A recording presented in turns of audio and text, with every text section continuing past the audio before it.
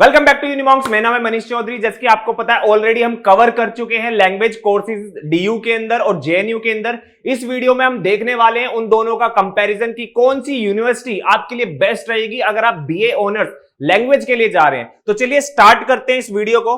Basically ये video उन बच्चों के लिए खासकर हमने टारगेट की है जो सीयूईटी 2024 का एग्जाम देने वाले हैं। ऑलराइट, तो चलिए स्टार्ट करते हैं। सबसे पहला कंफ्यूजन क्रिएट होता है अगर फॉर एग्जांपल मैं जा रहा हूं एडमिशन के लिए, मेरे को करना है बीए ऑनर्स लैंग्वेज, ठीक है। लैंग्वेज कुछ भी हो सकती है, जर्मन, फ्रेंच, ठीक है।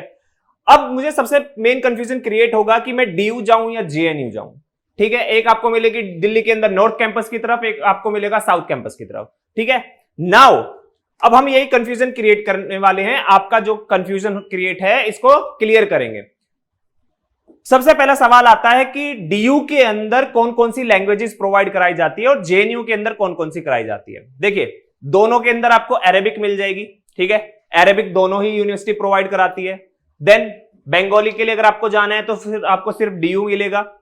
अगर आप फ्रेंच के लिए जा रहे हैं, ठीक है, अगर आप फ्रेंच के लिए जा रहे हैं तो फ्रेंच यहां पे भी प्रोवाइड कराई जा रही है, यानी कि वो डीयू भी प्रोवाइड करा रहा है, वो जेएनयू के द्वारा भी प्रोवाइड कराई जा रही है फ्रेंच लैंग्वेज। खासकर ज्यादातर बच्चे जब लैंग्वेजेस के लिए जाते हैं ना, वो फॉरेन लैंग्वेज के लिए ही जाते हैं। फॉर एग्जांपल फ्रेंच, जर्मन, ठीक है, स्पेनिश, रशियन, कोरियन, जापानीज, इन्हीं लैंग्वेजेस के लिए जाते हैं। नेक्स्ट अगर हम बात करें जर्मन, हाँ, जर्मन जो है हमारा जवाहरलाल नेहरू यूनिवर्सिटी भी प्रोवाइड कराती है। इटालियन क्या जेएनयू प्रोवाइड कराती है? नहीं, इटालियन प्रोवाइड नहीं कराती है। इटालियन सिर्फ आपको कहां मिलेगा, अगर आप इटालियन लैंग्वेज के लिए जाना चाहते हैं उसके लिए आपको डीयू ही मिलेगा।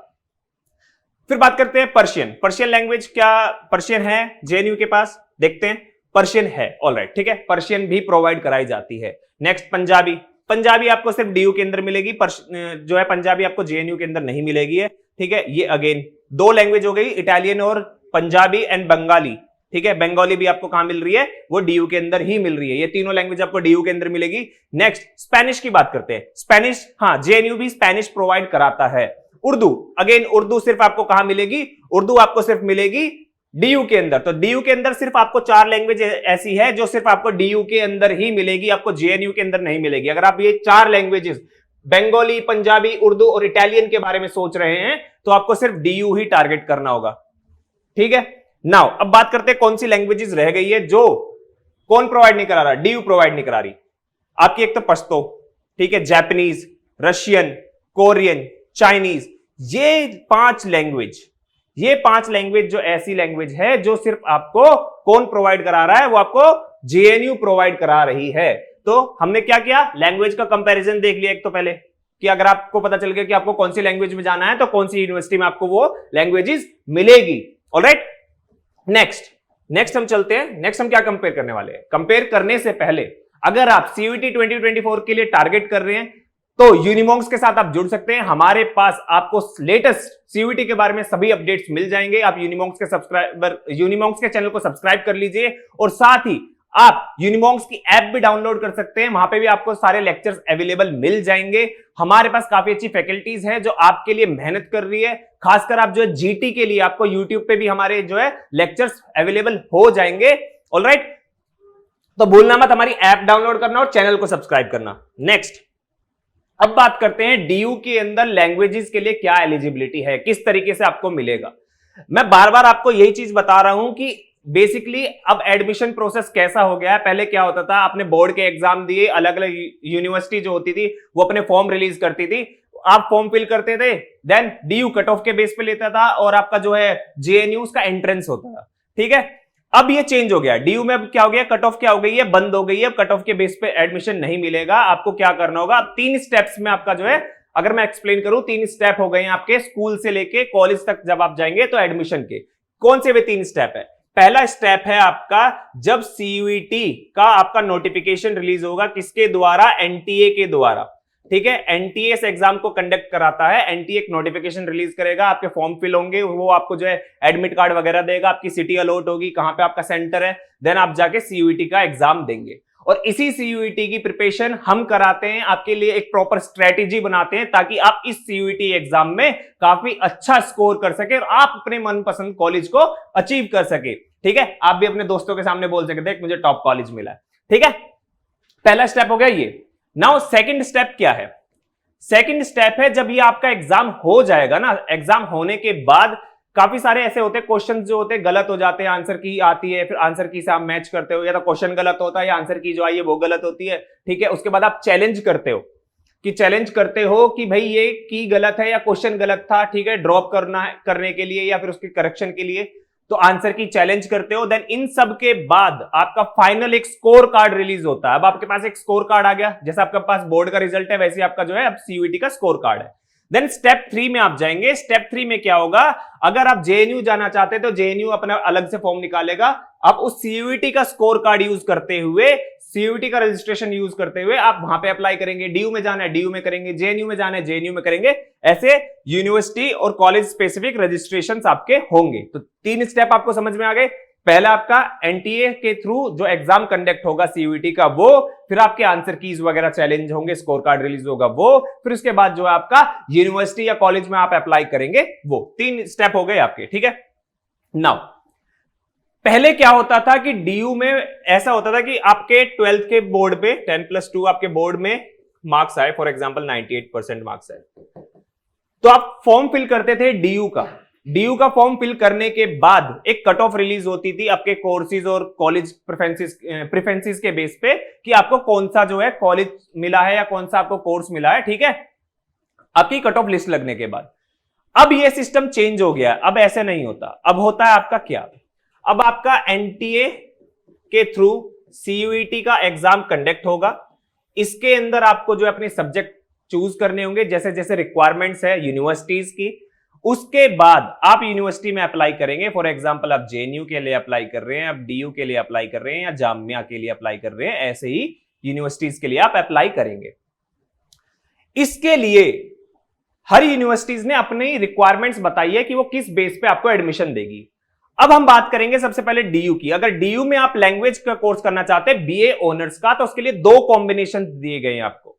कॉम्बिनेशन 1 में यह बताया गया है कि अगर आप कॉम्बिनेशन 1 में यह बताया है कि अगर आपके पास सीयूईटी में, जब आप सीयूईटी का एग्जाम दिया ना, उसके अंदर मेन लैंग्वेज आपने चूज की थी लिस्ट ए से। अब डाउट होगा मेन लैंग्वेज क्या है, मैं ऑलरेडी एक्सप्लेन कर चुका हूं, फिर से एक्सप्लेन कर देता हूं। फॉर एग्जांपल आप फ्रेंच, बीए इन फ्रेंच करना चाहते हैं, ठीक है, क्या करना चाहते हैं आप, बीए इन फ्रेंच, ठीक है, एक मिनट, हाँ, बीए इन फ्रेंच करना चाहते हैं, तो क्या होगा, आपके पास सीयूईटी में फ्रेंच लैंग्वेज होनी चाहिए, आपने फ्रेंच का एग्जाम दिया हो तभी आप जो है कॉम्बिनेशन 1 के लिए एलिजिबल होंगे, ठीक है। यानी कि मेन लैंग्वेज वही कंसीडर की जाएगी। फॉर एग्जांपल आप फ्रेंच में लेना चाहते हैं तो आपने सीयूईटी फ्रेंच में दिया हो, फ्रेंच मीडियम की बात नहीं कर रहा कि सारे पेपर आपने फ्रेंच लैंग्वेज में दे दी, नहीं, लैंग्वेज जो आपको देनी है, एक लैंग्वेज जैसे कि आपकी 12th में भी लैंग्वेज होती है ना, हिंदी, इंग्लिश, फ्रेंच, जर्मन, वैसे ही आपने एक लैंग्वेज दी हो। अगर आप जर्मन के लिए अप्लाई करना चाहते हैं तो आपने क्या किया हो, आपने जर्मन में भी पेपर दिया हो, जर्मन लैंग्वेज के लिए भी पेपर दिया हो। इस तरीके से आपके पास वो मेन लैंग्वेज होनी चाहिए लिस्ट ए में से। फिर आपके पास कोई 2 सब्जेक्ट होने चाहिए लिस्ट B1 से। ये सब्जेक्ट कौन से हैं, डोमेन के सब्जेक्ट। फॉर एग्जाम्पल आप कॉमर्स से हैं, अकाउंट्स हो गया, बिजनेस स्टडीज हो गया, आपका इकोनॉमिक्स हो गया, अगर साइंस से है तो फिजिक्स, केमिस्ट्री, मैथ, इस तरीके के सब्जेक्ट हो गए आपके, ठीक है। ह्यूमैनिटीज से हैं तो आपका जो हिस्ट्री, पॉलिटिकल साइंस, ऐसे सब्जेक्ट हो जाएंगे। तो वो 2 सब्जेक्ट होने चाहिए लिस्ट B1 से। जब आप सीयूईटी का फॉर्म फिल करेंगे तो आपको 2-3 चीज देखने को मिलेगी। एक आपको मिलेगा लिस्ट ए, एक आपको मिलेगी लिस्ट बी, उसके अंदर होगा आपका B1 एंड B2, फिर एक होगा आपका सेक्शन 3, ठीक है। सेक्शन 3 के अंदर क्या आएगा, जीटी। सेक्शन 3 के अंदर आपका आएगा जीटी। जीटी का मतलब होता है जनरल टेस्ट, ठीक है। उसी तरीके से आपको लिस्ट B1 से लेना है। फिर आपको लेना है एक सब्जेक्ट, या तो लिस्ट B1 से ले सकते हैं या B2 से ले सकते हैं। यहां मैंने आपको बताया B1 एंड B2, ऑलराइट। तो आपके पास टोटल कितने सब्जेक्ट हो गए, 4 सब्जेक्ट। डीयू एडमिशन के लिए स्टार्टिंग से ही बेस्ट 4 का जो है कॉन्सेप्ट अडॉप्ट करके रखा है उसने, तो यहां पे भी आपको 4 दे दिया। अब नाउ हम बात करते हैं सबसे मेन की कॉम्बिनेशन 2। देखिए कॉम्बिनेशन 2 आपका तभी कंसिडर किया जाएगा जब इस कॉम्बिनेशन 1 से जो एडमिशन के लिए अप्लाई हुआ है उसमें सीट्स क्या होंगी, बच जाएंगी, वैकेंट होगी। फॉर एग्जांपल एक कोर्स मान लीजिए फ्रेंच है, ठीक है, फ्रेंच है, फ्रेंच में टोटल 20 सीट है किसी कॉलेज के अंदर। वो सारी की सारी उसमें से 18 सीट फिल हो गई है कॉम्बिनेशन 1 वाले बच्चों के लिए। अब ये 2 सीट वैकेंट हो गई है। नाउ इसके बाद इन बच्चों को कंसीडर किया जाएगा जिनके पास कॉम्बिनेशन 2 है इन 2 सीट्स के लिए। समझ में आ रहा है आपको? अगर फिर भी आपको कोई डाउट है ना तो आप कमेंट कर सकते हैं, कमेंट बॉक्स में बताइएगा आपके जो भी डाउट होंगे, मैं उसको आपके सारे डाउट्स को क्लियर कर दूंगा। टेंशन लेने की जरूरत नहीं है आपको कुछ भी, ठीक है। नाउ हम बात करते हैं कॉम्बिनेशन 2 की, कि कॉम्बिनेशन 2 कैसे होगा। कॉम्बिनेशन 2 के थ्रू अगर आप जाते हैं तो आपके पास कोई भी एक लैंग्वेज होनी चाहिए। यहां क्या हो रहा था, अगर आप फ्रेंच के लिए जा रहे हैं तो फ्रेंच होनी चाहिए थी, जर्मन के लिए जा रहे थे तो जर्मन होनी चाहिए थी। यहां पे कोई भी लैंग्वेज हो सकती है, Hindi, English, Bengali, Punjabi, French, Russian, ठीक है, कोई भी लैंग्वेज हो सकती है आपकी लिस्ट ए से। अगेन ये 2 सेम हो गए कि कोई भी 2 सब्जेक्ट होने चाहिए लिस्ट B1 से और कोई भी एक सब्जेक्ट होना चाहिए B1 या B2 से। अगेन इसमें भी 4 हो गया। डिफरेंस इन दोनों में सिर्फ इतना ही है कि कॉम्बिनेशन 1 में प्रायोरिटी उन्हीं बच्चों को दी जाएगी जिनके पास जिस लैंग्वेज के लिए जाना चाह रहे हैं उसी लैंग्वेज की पढ़ाई उन्होंने ऑलरेडी की हो, वो उनके पास लैंग्वेज में हो। और कॉम्बिनेशन 2 में उन्हें कंसीडर किया जाएगा फॉर एग्जांपल कि वो लैंग्वेज नहीं थी, कोई और लैंग्वेज थी, तब उसको कॉम्बिनेशन 2 में कंसीडर किया जाएगा। लेकिन ये तभी पॉसिबल होगा जब सीट्स वैकेंट बचेगी। तो आप समझ रहे डीयू का कॉन्सेप्ट क्या है। अब हम समझेंगे जेएनयू का कॉन्सेप्ट क्या है, कि जेएनयू के लिए क्या एलिजिबिलिटी होगी। जेएनयू के लिए एलिजिबिलिटी है पहले तो आपके 12th में, ठीक है, 10+2 12th में कितने होने चाहिए, आपके 12th में कितने होने चाहिए, 45% मार्क्स होने चाहिए। मैंने लास्ट वीडियो में एक्सप्लेन किया था कि आप अगर सीयूईटी देना चाहते हैं तो सीयूईटी देने के लिए कोई भी मिनिमम परसेंटेज जो है आपकी डिस्क्राइब नहीं की गई है। अगर आप सिर्फ 12th पास हैं, ठीक है, तो आप सीयूईटी दे सकते हैं। लेकिन सपोज मान लो कि अगर आपके मान लो 40% है बोर्ड में, तो आप सीयूईटी दे सकते हैं। लेकिन जेएनयू आपके लिए आप तब तक अप्लाई नहीं कर सकते हैं जब तक आपके 45% ना हो। तो इसको आप ध्यान में रखिएगा। अगर आप जेएनयू टारगेट कर रहे हैं तो अपने बोर्ड में भी एटलीस्ट आपको 45% स्कोर करना होगा। अब बात करते हैं, ठीक है, ये हो गया 45% का। अब जिन बच्चों का रिजल्ट नहीं आया, उन्होंने एग्जाम दे दिए हैं बोर्ड के, वो भी एलिजिबल है फॉर्म अप्लाई करने के लिए। जैसे आपका जो है जेएनयू का फॉर्म निकलेगा, उसके लिए आप अप्लाई कर सकते हैं। जब तक आपका रिजल्ट आएगा तब आप जो है डॉक्यूमेंट सबमिट कर सकते हैं, वो बाद की बात है, बट इतना याद रखिएगा कि आप अप्लाई कर सकते हैं, ठीक है। नेक्स्ट हम जाएं तो कि सीयूईटी की एलिजिबिलिटी क्या है इसके लिए। जैसे कि मैंने आपको बताया कि वहां पे सीयूईटी की एलिजिबिलिटी क्या थी, डीयू के अंदर 4 सब्जेक्ट, कौन कौन से, कॉम्बिनेशन 1 के अंदर आपको मेन लैंग्वेज लेनी है, बाकी क्या है आपका, बाकी 2 सब्जेक्ट होने चाहिए आपके, 2 सब्जेक्ट होने चाहिए B1 से और 1 सब्जेक्ट होने चाहिए B1 या B2 से, ठीक है, यानी कि ये 4 सब्जेक्ट हो गए। और कॉम्बिनेशन 2 के अंदर है कोई भी एनी लैंग्वेज, ठीक है, एनी लैंग्वेज होनी चाहिए। फिर अगेन ये जो कॉन्सेप्ट है ये फॉलो हो जाता है, यानी कि दोनों ही कॉम्बिनेशन में 4-4 सब्जेक्ट के का आपको डिस्क्राइब किया है। नाउ यहां पे आपको एक बहुत इंटरेस्टिंग चीज जानने को मिलेगी, मजा आ जाएगा। अगर आप जेएनयू के लिए अप्लाई कर रहे हैं ना, तो आपके पास क्या होना है, सिर्फ लिस्ट ए से एक इंग्लिश। यहां पे क्या हो रहा था, मेन लैंग्वेज लेनी पड़ रही थी। कॉम्बिनेशन 2 के लिए आप कोई भी लैंग्वेज ले सकते थे, जैसे इंग्लिश भी ले सकते थे, बट वो कंसीडर तभी की जाएगी जब आपका क्या होगा, सीट्स वैकेंट होगी, ठीक है, प्रायोरिटी दी जाएगी कॉम्बिनेशन 1 को। यहां क्या हो रहा है, यहां पे सपोज मान लो आप फ्रेंच करना चाहते हैं, लेकिन आपने बोर्ड में फ्रेंच ही नहीं पढ़ी, या फिर आपने सीयूईटी जो है फ्रेंच लैंग्वेज के लिए दिया ही नहीं है, बस इंग्लिश दिया है, तो आप कंसीडर कर लिए जाओगे, ठीक है। सेकंड, आपका एक जीटी भी होना चाहिए, यानी कि जब तक आपका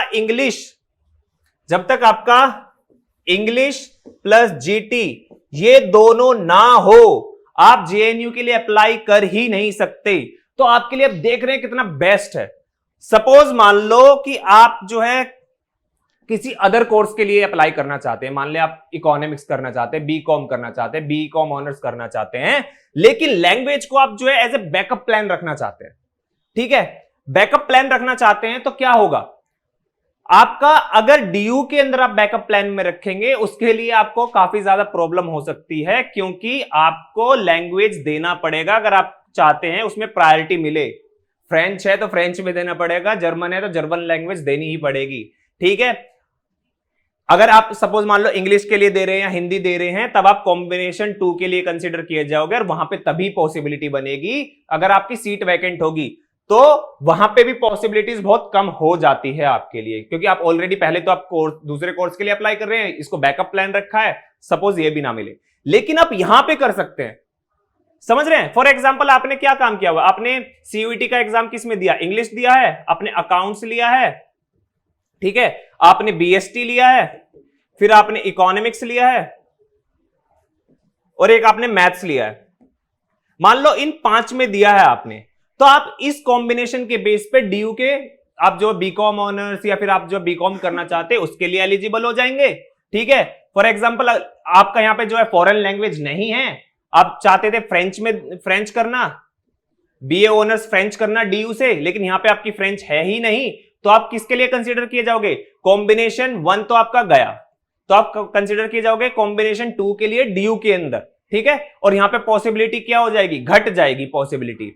लेकिन इसी सेम कॉम्बिनेशन के साथ आप यहां कंसीडर कर सकते हो मैथ्स के साथ एक एडिशनल जीटी लेना मत भूलना। देखो मैं आपको ये बार बार अपनी सारी वीडियोस में बोल रहा हूं, अगर आप कोई भी कोर्स के लिए अप्लाई कर रहे हैं आप जीटी को साथ लेके चले, जितना इंपॉर्टेंट डोमेन है उतना इंपॉर्टेंट जीटी है। काफी सारे कोर्सेज ऐसे हैं जिसके लिए आप जीटी देते ही एलिजिबल हो जाएंगे उन कोर्सेज में कंसीडर करने के लिए, कॉम्बिनेशंस भी बन जाएंगे आपके, काफी सारे सब्जेक्ट कॉम्बिनेशंस। ठीक है, यहां पे फिर आपने एक जीटी भी ले लिया, तो ये इंग्लिश और जीटी क्या हो गया, आप बाय डिफॉल्ट यहां कंसीडर हो जाओगे। तो आप समझ रहे हैं आपकी पॉसिबिलिटीज कितनी बढ़ जाएगी। इन्हीं पॉसिबिलिटीज को बढ़ाने के लिए आप जीटी जरूर लेके चले अपने सीयूईटी के एग्जाम में। नेक्स्ट, अब क्या बेनिफिट्स है, डीयू में जा रहे हैं या जेएनयू में जा रहे हैं, आपको क्या बेनिफिट है। सबसे पहला, आपकी पॉसिबिलिटीज काफी बढ़ जाती है। यहां पे मैंने अभी आपको सब्जेक्ट कॉम्बिनेशन दिखाए, यहां पे क्या हो रहा है, पॉसिबिलिटीज के कॉम्बिनेशन 2 में ही आप कंसीडर किए जाओगे अगर आपके पास लैंग्वेज नहीं होगी। ठीक है, फिर ये जो कैंपस है ना जेएनयू का, ये कैंपस है आपका कहां पे, साउथ दिल्ली की तरफ। और अगर आप लैंग्वेज के लिए जा रहे हैं ना, तो लैंग्वेज के लिए बच्चे ज्यादातर प्रिफर करते हैं कि एम्बेसीज वगैरह में इंटर्नशिप करना, अपॉर्चुनिटीज के लिए या फॉरेन जाना। ठीक है, तो यहां पे ये जहां ये कैंपस है, यहां पे एम्बेसीज काफी आपको अवेलेबल मिल जाएंगी इस एरिया में, तो आपके लिए एक्सेस करना इजी होगा यहां से एम्बेसीज को। अगर आप वहां पे इंटर्नशिप करना चाहते हैं, अपनी लैंग्वेज को एक्सप्लोर करना चाहते हैं या इंटरनेशनल अपॉर्चुनिटी के लिए जाना चाहते हैं, यहां से क्या होगा, यहां से डीयू से आपको ट्रैवल करना होगा। ठीक है, मैं आपको सिर्फ पॉसिबिलिटीज बता रहा हूं, बाकी डिसीजन आपका है कि आपको किस यूनिवर्सिटी से करना है। यूनिवर्सिटी दोनों ही टॉप यूनिवर्सिटीज है, दोनों ही अच्छी यूनिवर्सिटीज हैं, लेकिन मैं आपको सारी पॉसिबिलिटीज बताते हुए चल रहा हूं कि कहां पे आपको बेनिफिट हो सकता है। तो कंसीडर कीजिएगा जीटी को लेना, जीटी लेना मत भूलिएगा। ठीक है, ताकि आपका जो है गेम चेंजर बना रहे। आपको अगर सपोज मान लो डीयू के अंदर लैंग्वेज कोर्सेज में प्रॉब्लम हो रही है, तो आप जेएनयू के साथ जो है आप जा सकते हैं, और जेएनयू भी आपको पता है ऑल ओवर इंडिया कितनी अच्छी यूनिवर्सिटी मानी जाती है। ठीक है, तो आज की वीडियो यहीं पे समाप्त करते हैं। ऑलरेडी हम डिस्कस कर चुके हैं डीयू के अंदर लैंग्वेज कोर्सेज के लिए, जेएनयू के लिए, और इस वीडियो में हमने कंपेयर किया था इन दोनों को। अगर वीडियो अच्छी लगी है तो वीडियो को शेयर कीजिएगा, कमेंट करना मत भूलिएगा, जो भी आपके डाउट्स हैं, ठीक है, कमेंट जरूर कीजिएगा, वीडियो को लाइक कीजिएगा, शेयर कीजिएगा, और चैनल को सब्सक्राइब करना तो भूलिएगा मत, सभी लेटेस्ट सीयूईटी के अपडेट्स के लिए। Alright, thank you.